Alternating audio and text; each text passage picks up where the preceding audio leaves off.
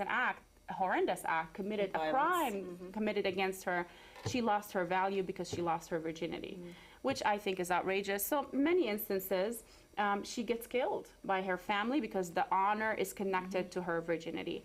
And so to me, I've always questioned these things growing up, but you couldn't talk about them. Why? Because it's a taboo subject.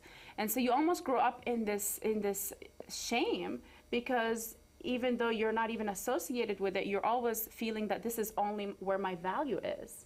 And so growing up in a society also where I grew up Catholic, Christian Catholic, but in a society where it's predominantly 95% from the religion of Islam, the image of God, because the religion is completely consumes the culture, how you behave in a culture is dictated by the religion.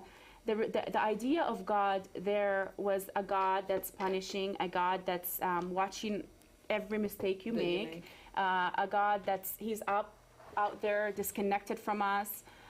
So I never, even though I grew up Catholic, I never had that relationship with God. I never looked at him as someone that I knew him from the head. I knew my prayers from the head, but he was a detached God.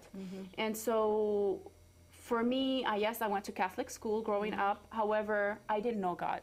So these are the things where my transformation happened, was taking that journey from the head to the heart. We can have, for example, the Bible memorized inside and out, word by word, and still not know God from the heart. For example, you can read my book and it talks about me, and you'll read about me. But until you sit with me like you're sitting right now and experiencing me and having that relationship with me, you won't really know who I am. Does that make sense? Absolutely. And so that's exactly how it is with God. And it took me that journey of something incredible happened to me in my life at the age of 20, where that relationship from the head to the heart occurred. And it transformed my life, because for the first time in my life, I actually got to experience God's love in my heart. You can't learn about love. You can read about love, but you won't know what love is until he touches your heart in such a profound and life-changing way. And so that's where my transformation happened. And it was really miraculous. It wasn't something I planned. It wasn't something I said, oh, I want to go on a pilgrimage. No. God to me was someone out there. Here's what's ironic. I even taught Sunday school. And I knew, like you say, you know the law, but like the Pharisees and in the time of the Lord, they knew the law. They actually were doctors of the law of the church, of the Torah. But when it came to seeing Jesus, when it came to seeing God before them and seeing total love, which Jesus was total love, they held on to, oh my gosh, he just healed someone on the Sabbath. And there was no love in it. So they were in the head, but they couldn't connect to their heart. And so for me, the bridge between the East and the West, which is the title of my book, the bridge is really my life, coming from the East to the West and discovering who I am, a journey to truth through his love. So through his love, the Lord is love, God is love. And that's something I really did not know as a child. Because why? My idea, my conception of God was completely dictated by how I was raised. Where was God in my life when I was in pain? Where was God when I was being punished? Where was God when I was crying at night? I couldn't see him. I wasn't connected to him from my heart to see him in the midst of my pain.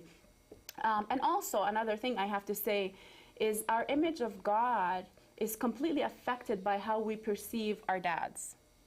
Okay? Because God, in a sense, if you think about it, what our relationship with our Father here on earth, if we have a loving Father, most of the time we're going to look at God the Father in a loving way, because that's what we know. However, if we have an absent Father or a punishing Father, or a father that was abusing us in a way, whether it's physical, emotional, or even sexual, that's the image we're going to project on God. And so with me, my dad, I knew he loved me, but he was working all the time. He was outside of the house. And I know he loves me completely. I mean, we immigrated here as a family out of his love for us. But it's like that distance also. It's like you know, I don't remember as a child telling him, Dad, I love you, or him saying to me, I love you. It was later on in life after we immigrated to the United States, that developed more.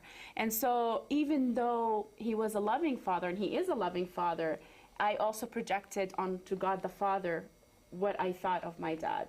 It's like that, if you're not affectionate with your father, then you think, well, God the Father is going to be the same.